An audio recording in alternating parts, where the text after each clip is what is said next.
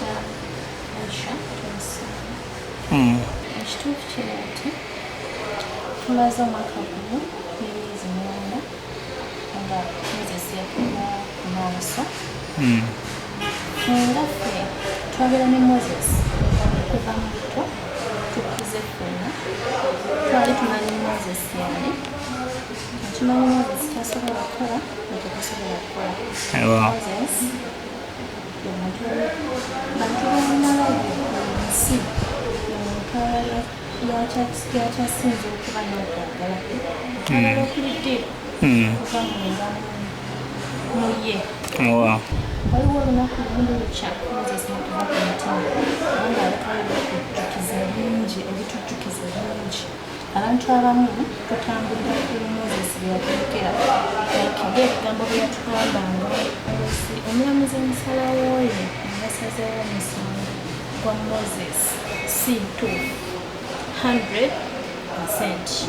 Lwaki? Tubadde nga tujja tutambula mu kooti nga Troy yeegaana ebintu oba abaloya be beegaana emisango teyatta. Era Troy yategeeza kooti nti abasajja babiri bakuba Moses najja okubataasa. Ye teyakwata ku Moses mukuba mbwera naye bamusindika n'okwowansi. Naye mu kugwa wansi yalina essimu mu ngalo. Essimu yo teyagwa, ye Troy yeyagwa bamusukuma n'agwa talina kyeyagwa. Essimu n'etagwa. Essimu n'agisigaza mu ngalo n'asigala ng'ayogera kuba ng'agudde. Bwatyo bw'agamba naye bamusindika tuyinza kugamba nti nemubeera nga muli mu fayiti awo oli mu kutaasa. Sometimes abantu babeera mu busungu oluusi nazze okutaasa nawe bakukubiramu. Troy bamusindika naye teyakosebwa. Kati nga Troy gwe basindika n'agweyo bwe yayimuka awo yagenda agenda ku poliisi n'alipootinga nti waliwo bakubiddewo omuntu. Si na muntu owa bulijjo naye omuntu ali common figure amanyikiddwa abantu. Naye ye yagamba ne gweyayogera yali musirikale osiwaawa ku ssimu teyasobola mutegeeza ti wano waliwo ki waliwo olutalo. Owulira Troy bwe yayimukawo yaddawo we kuba yagamba kuba omulamuzi yamubuuza nti waddewo watambula obulamu bwatambula buta nti nagenda maaso n'obulamu bwange nga bwe bukola ki nga bwe bwali buli. Ne bamubuuza kati ojja otya okutegeera nti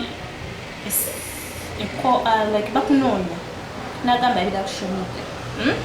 Kyokka ate nga sisita we y'omu yatugamba yagamba yategeeza kooti Troy yamala ennaku nga essimu ye teriiko. Ne sisita we yabiraga ku social media naye yamala ennaku nga essimu Troy tekola ki kati essimu etaliiko esobola osobola okulaba ebifa social media. Mulaba tulaba malalo ga Moses. Kati oyinza kuŋŋamba nti omuntu ng'oyo bagambye nga teyatta bamutadde ku manslaughter.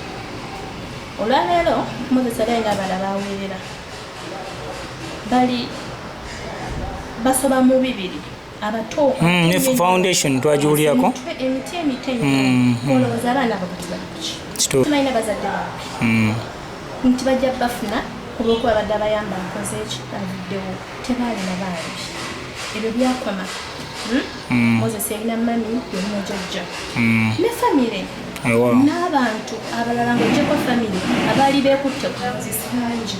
Olwaleero bonna bali mu maziga lwa muntu omu Troy. So nze mpunzika ngamba Troy bamufevalinze nnyo nnyo nnyo. Sinza na kumenyera bulungi bwa feva Troy gyafuna kubanga Troy yatta omuntu ow'abantu abangi.